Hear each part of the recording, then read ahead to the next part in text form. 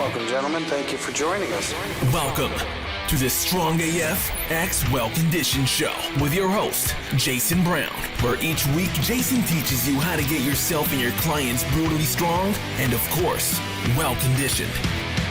So a quick little backstory for you guys. I started getting into more education of coaches really organically. A lot of the coaches I was working with when I was writing programming for CrossFit gyms had questions about the programming. Things like, why are we doing specific GPP? Why is there different unilateral exercises? Why do we do a movement like the box squat? A lot of that stuff just came organically, and instead of having to answer the same question over and over, I would just write articles. Back then, 2015, 2016, people were reading articles. You could put out a pretty dense article and people would consume it. Now, obviously, fast forward now, we've got different ways to receive information, but needless to say, I was writing an article so I could answer questions that I had. That process of writing all those articles and then accumulating 500 plus articles over the years brought more coaches to me that wanted to be educated. Now, when I initially launched my first programming course, it was geared more towards group programming, and that evolved, and we went into more of just program design for individuals. And then that even evolved to doing a mentorship, which I took on a small group of coaches that I worked with one-on-one. That was 3 years ago. Now, when I was working with these coaches, mentoring them, and even present day with our certification, working with coaches on a closer basis, I tend to hear the same thing over and over, and that is imposter syndrome. And even coaches that are seasoned, that are veteran coaches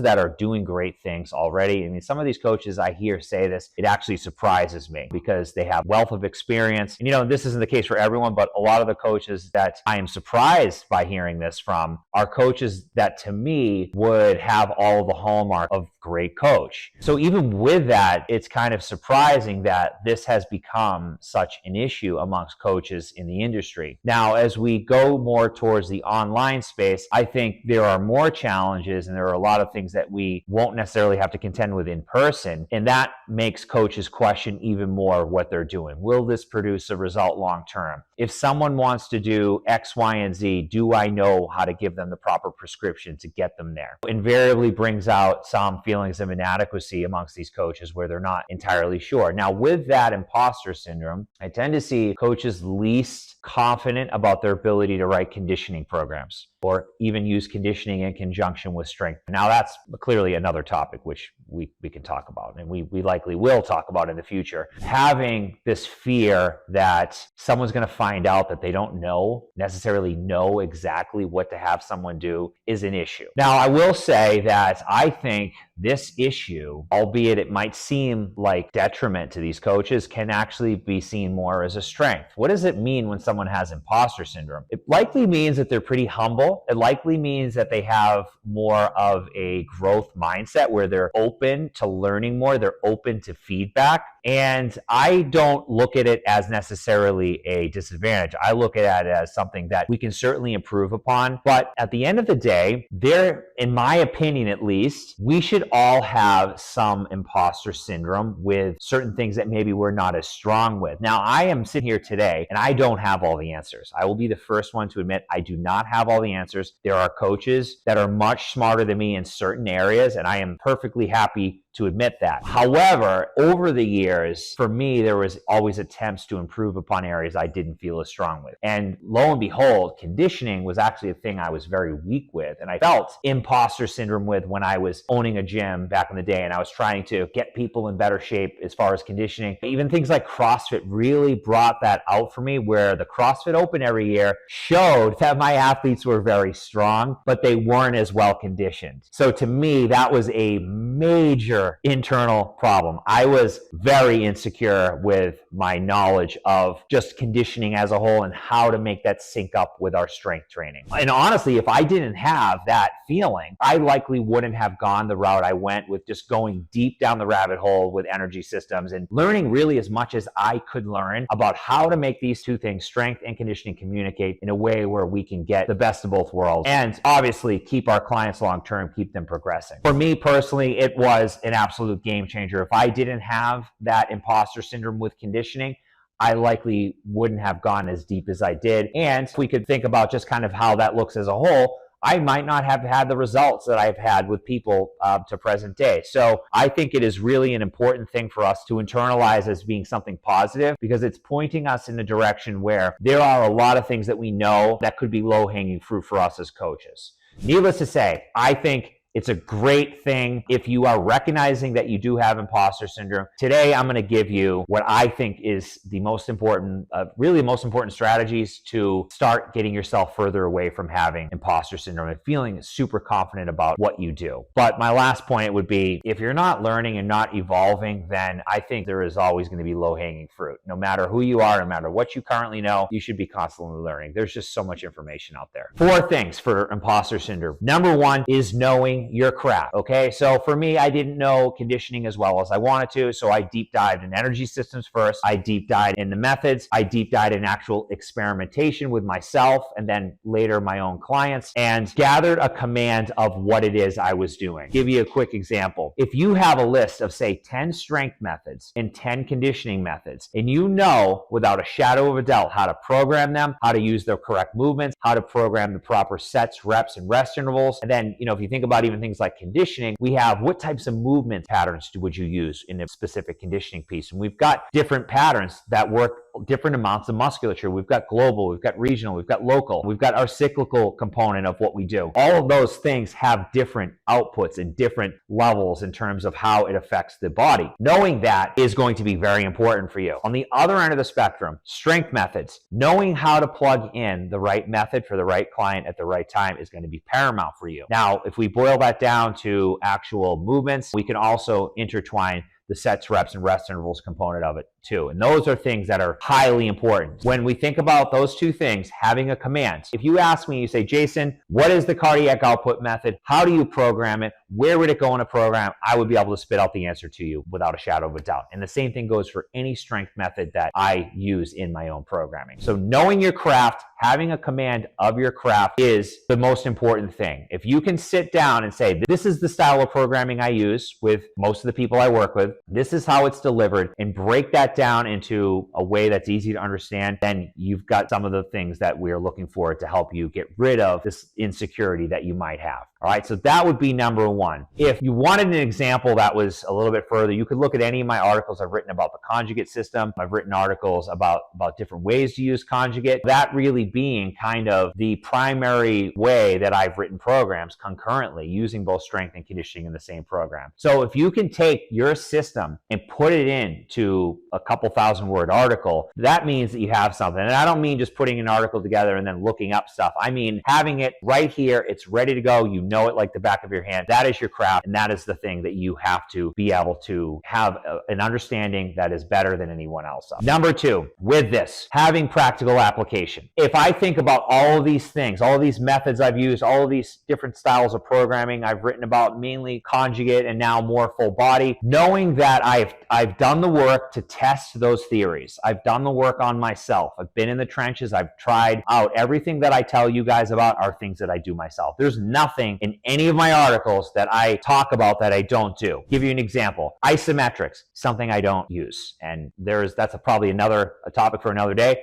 but I don't use isometrics in my programming, so you're not going to find any articles about isometrics on my site. Knowing that what you use, what you preach, is something you practice too. And by practicing these things, you get a better grasp on how things actually play out. And this is a piece that I think is, you can't learn in a university, you can't learn in a certification. You have to actually do it. And when you've done that, sometimes you have to go back to the drawing board, but knowing that there has been practical application first, and then you are translating this to the clients you work with and using those experiences, using that refinement process to deliver a product that is solid to the people you're working with. That is, I feel, a very, very important step. You really just can't skip that step. You have to be in the trenches practicing what you preach and testing out your theories. All right. So some people don't want to hear that though, because they want the quick answer. They want to be able to write a program. Oh, I'm going to move online. I've never coached anyone, but I'm moving online. I'm going to start coaching people next week. I don't agree with that. I think there needs to be some time to hone your craft, obviously know your craft, but practice what you are going to potentially have someone else doing. Now, if you think about this long term, do you always have to be testing your workouts? No, I don't test everything anymore, but I will tell you this last year, going more into full body training,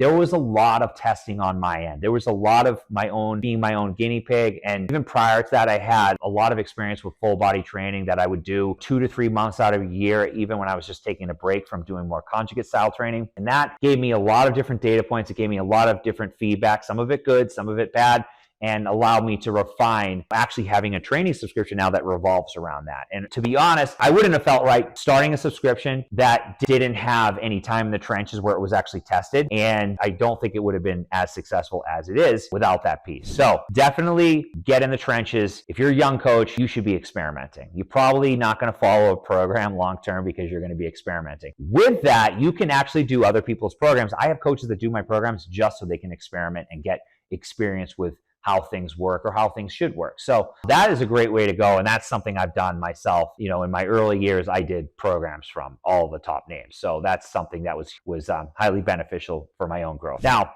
once we've done this, once we've got in the trenches and we've had the practical application piece, being able to translate that to the people you're working with and then to see positive results. This is step 3. So getting results is going to help you be more secure as a coach. You're going to know what you're doing is producing results. You're going to know that people are feeling better, they're looking better, they're getting stronger, they're getting better conditioning. All of these things will help you build your confidence, but also build your business and build your relationships. I mean, that's the most important part of this as coaches. We're connecting with people, we're helping them reach their goals. Having proven results is going to help with this process. But as I stated earlier, steps 1 and 2, knowing your craft and then having the practical application, you can't skip those. Okay, we can't just go right to results. Do those first 2 things and then see how it plays out. Now, you might not have the results that you wanted. Maybe the results are subpar and you're not 100% happy. I think that there's always room for improvement, no matter who it is. But if that is the case, then clearly there is something that needs to be looked at as far as your actual programming. Use those 2 first steps to build your product, to get great results for your clients, and then obviously the results will speak for themselves. One thing that you will likely see that I've seen throughout being in this industry is that what we once did might not be forever. And what I mean by that is I've written a lot of programs over the years, and even my first conjugate X conditioning program, even if I look back to the way I wrote that program back, I don't even know what year it was now, but whatever year it was, it seemed like forever ago. But say it was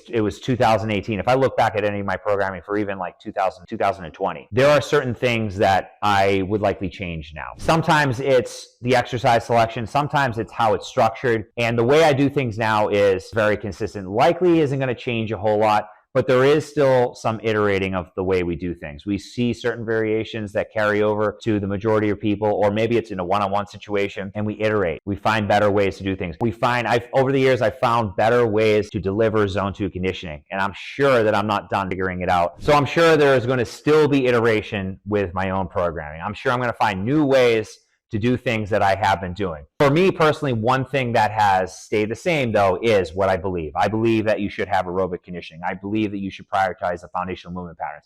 I believe you should use different types of strength training, whether it be dynamic effort work or it be submaximal effort method. I also believe that the training plan should be in alignment with someone's training schedule, what days a week they train, how many days a week do they have to train, and then reverse engineering from there. Those things are still the same. If you look at any of my content, it's funny, recently I had someone say to me, oh, well, like now you're talking about full body and forever you talked about conjugate. It's like, well, but the reality is I still talk about conditioning. I still talk about strength training.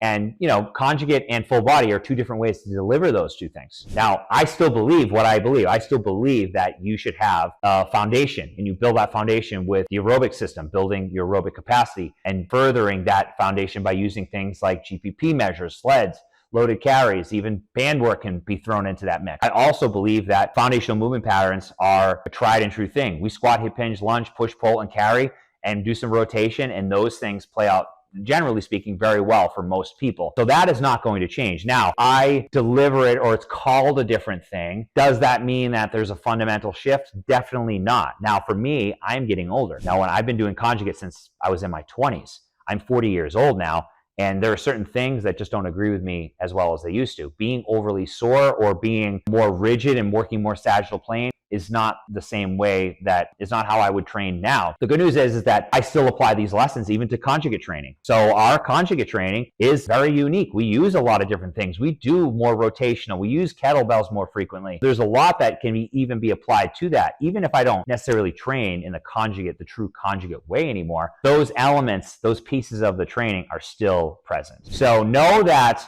however you start will probably not be how you finish. And if you're like me and I glean a lot of my experience from my own training, from injuries I've had, from success I've had, from times where I didn't have success. All of these things are learning experiences that allow me to iterate and make a better product for the end user. Just to recap here today, what we talked about. We talked about knowing your craft.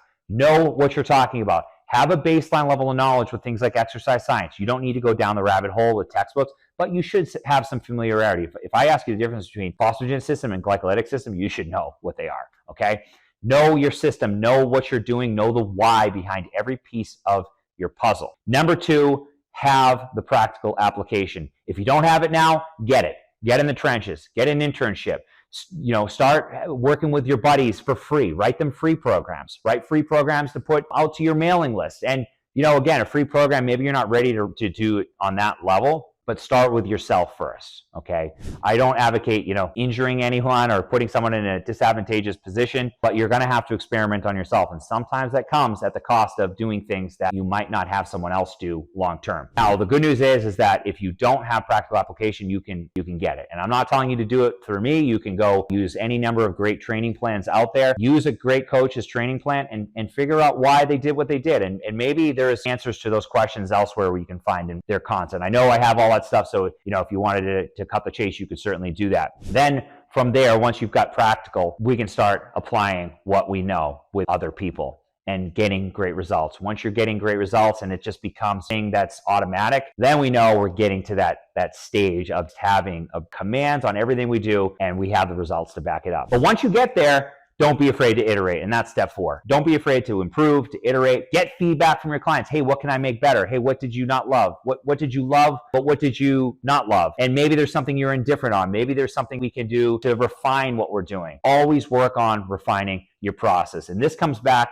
to a 5-step process I teach with the coaches I work with, which in essence is figuring out your training template, figuring out the training methods you're using, figuring out the sets, reps, and rest intervals, what exercise selection you're using, and then getting client feedback. That is hugely important and something that will allow you to be successful long-term. Hope that helps today, guys. Pumped to see you on the next episode. And until then, remember, results are king. This was another episode of Strong AF X Well Conditioned Show. Tune in every Wednesday for new episodes. And be sure to subscribe on all podcast platforms.